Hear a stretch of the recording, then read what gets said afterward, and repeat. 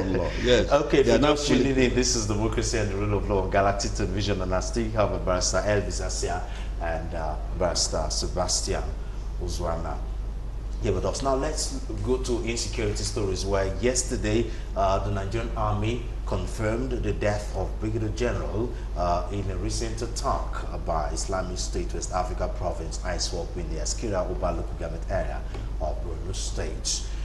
In a statement signed by the Director, Army Public Relations, Brigadier General Onyama Nwachukwu, on Saturday, the Army stated that the troops of Joint Task Force Northeast Operation Having K were engaged in a fierce gun battle with the terrorists, which also led to the death of 3 other soldiers. Now, every day the presidency still comes out to tell us how the battle with terrorism is becoming successful, and why they're eliminating this and eliminating that and eliminating that. You know, that's what we hear every day. You know, from the presidency and security spokesperson whenever they come out to say. But in reality, if stories, you know, are anything to go by, if news reports are anything to go by, then it's getting even worse, because the whole thing is getting into a new dimension. It's no longer Boko Haram, now it's unknown gunmen, it is bandits, and it is ISWAP. I mean, it has become Hydra headed, and it's particularly sad if a high-ranking personnel of the Nigerian Army, you know, we get news, because these are the people that are supposed to be fighting these people, and if they are being attacked, then it more or less looks like the hope is dwindling by the day. Well, I mean, this is what has been happening. We've heard of cases where the whole army barracks are sacked, arms and ammunition are taken, soldiers are killed, you know, sometimes hundreds and a few number of soldiers are killed across the country. And just like you said, there's now a manifestation, you know, of insecurity in so many other formats. You have banditry, people who just, you know, kidnappers. And I want to believe that these kidnappers are, you know, for me, I see them as the arm of terrorists, what do you call it? They are the ones sourcing for funds, you know, to fund these operations across the country. And the reason why we are where we are is really, for me, not far-fetched. Since this whole thing started, and let's even now limit it to this administration, have you heard of anybody who has been arrested, convicted for terrorism-related charges, or for supplying arms to the terrorists? These guys are using guns, they're using vehicles, machines, and some sophisticated arms and ammunition that even the Nigerian military does not seem to have. Now you now ask yourself, who's supplying them? There must be people within these communities, within this country, Nigeria, supplying them. If we have, why don't we have the intelligence to arrest these kind of people and, you know, subject them to public trial, convene them? In recent times, we heard of some Nigerians that were convicted in United Arab Emirates, for example, and other countries are doing our work for us.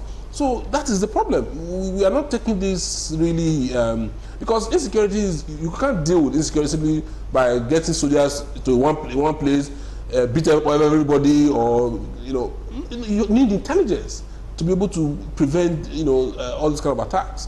I was reading the reports, and I saw that some people had said that they alerted the security agencies when they saw the movements of ISWAP, you know, towards that direction, and nothing was done for hours until the attack. You know, these are some of the issues. We have read of cases where they will say there was an information and then nothing was done. You know, this reactionary method of fighting insecurity, in my own limited understanding of the fight against insecurity, it can't really work. You need to have information. You need to be proactive. You need to be able to act before the attack. You know, like for example, when they were moving, why didn't you see them? Don't we have area view of this? I mean, by now we should have an area view of the whole area where you can sit in a room and be seeing what is happening. By now we should have those kind of facilities. We all know the hot spots. Yes. The terrorism. I thought we said we have Nigeria Sat 1, or whatever they call it, satellite information, that you can sit in a security room and be monitoring movements around the whole stretch of that area. By now we should have that. We have to spend the money. You know, if you are borrowing money to build railways from Nigeria to some other country, why don't you spend that money on security? It is the people that are alive that will enjoy railway system or any other amenities you want to provide. Why don't we spend that money to ensure that we can monitor, movements around those areas? And then you can even have, like other countries are doing it. You can even have people within those groups that gives you information so that you can do proactive attack. If you are doing that, it will discourage them. As it stands now, they are not being discouraged. It is when they have attacked a place, maim people, kill the whole village, sack a security post, before you now come around. And that doesn't work with insecurity. So we have to change strategy. That's in my view. What happened yesterday or the day before yesterday is very unfortunate for an army of a country to lose a whole general. Brigadier general is a very top-ranking officer. To start with, my hand goes out to the family, to the Nigerian army, and even to the head of state. Because to lose a general is not a joke. You see, we should not forget that the insurgency is still ongoing in the northeast. What happened was an ambush. You see, that is where my friend's opinion about the technology should come in. You see, before you respond to a distress call, you must ensure that your way to the place is safe. And that means intelligence. You should be able to, in the military, there's something they call recce. Before you go on an operation, you send people to survey the area, to know whether it is safe for you to move. That's what they call recce. I doubt whether they had a recce, whether they did a recce before they started responding to the call. Now, so then this is a question of also using technology like drones and things like that. And cooperation between there must be synergy between the forces in the war front. The Air Force, the Army, the police, the civil defense, so that they feed each other with intelligence. They just don't push a team of armed men to go on somewhere without making sure that their route is safe. And the military gets a whole lot of National Assembly budgets, for them to acquire. They tell you even they are saying it's not enough. That what they are giving them is not enough. Now, on what he said about persecution, because it looks like the federal government is sympathetic to these people. That's what it is from outside looking in. But I was speaking to someone some time ago, and the person is saying that the reason why these bandits or unknown gunmen or terrorists, as it were, you've not heard any story of them on the news about them being persecuted is because they are being killed directly. They're being what? They're being killed directly. There's no time to engage them with the rule of law in this regard. That's why there are no stories of anybody being persecuted, because they engage with them and they kill them directly. Do you agree with that? Honestly, I don't think I will agree with that, because there's something we call rules of engagement.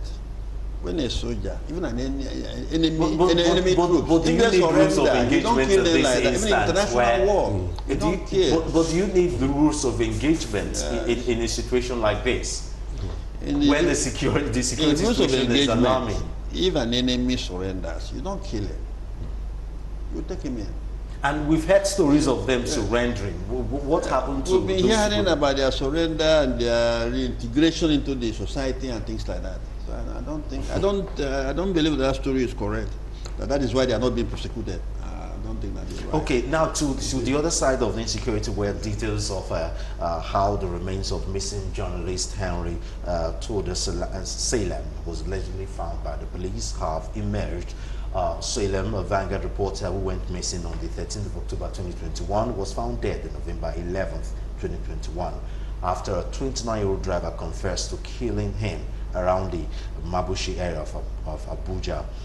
In a statement on Friday, giving vivid details, False Public Relations Officer Frank Bass said Salem's body was identified at a Wuse General Hospital morgue after forensic leads were recovered from his SIM card found at the Good Friends garage at Pape.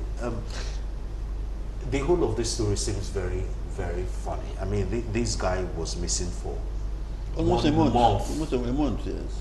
And then all of a sudden they found his body at the morgue, and someone that was a hit-and-run driver confessed to his killing. What do you think about it?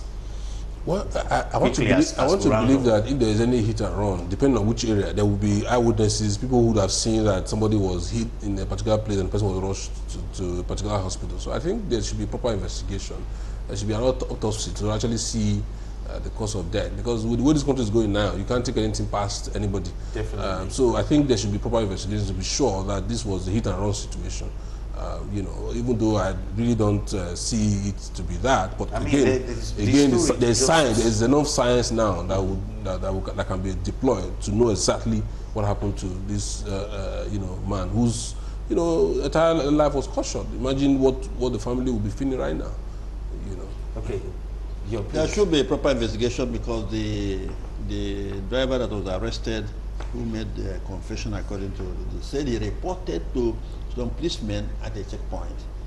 That aspect of investigation should be properly done. If it is true, if it was true, he reported, they should fish out the policemen to whom he reported and find out the action they took. If they didn't take any action after the report, that would be too bad. Wait, let me get it. He hit and killed someone and went to report it himself at the police checkpoint. Yes, he said that he said he would have stopped, but he feared for his life about people lynching him. So he moved on. I listened to which means there were eyewitnesses. That's what I'm saying. Yeah, that's the presumption. He said he was afraid of his life, that if he stopped, they could lynch him. So he moved on, met a police checkpoint where he reported.